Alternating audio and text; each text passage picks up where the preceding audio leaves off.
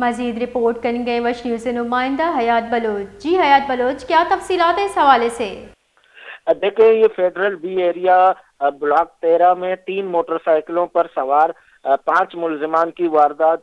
Bank से रकम लेकर निकलने वाले उमर रसीदा शख्स को लूट लिया है।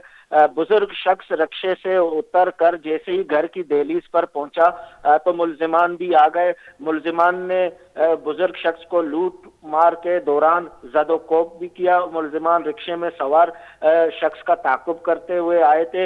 रिक्शा रुका तो 2 मोटरसाइकिलों पर सवार मुलजिमान आगे चले गए और उमर रसीदा शख्स जैसे ही रिक्शे से उतरा, मोटरसाइकिल सवार मुलजिमान भी वापस आ गए।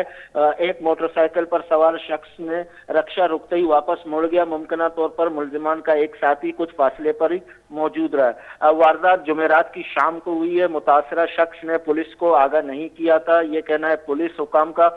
पुलिस ने खुद मुतासरा शख्स से रब्ता करके तफसीलात हासिल कर ली और कानूनी कार्रवाई कर रहे हैं। पुलिस का ये कहना है कि हम जल्द मुलजमान को गिरफ्तार कर लेंगे। जी जी बहुत बहुत शुक्रिया हयात बलोच, तफसीलात से आगाह करने के लिए।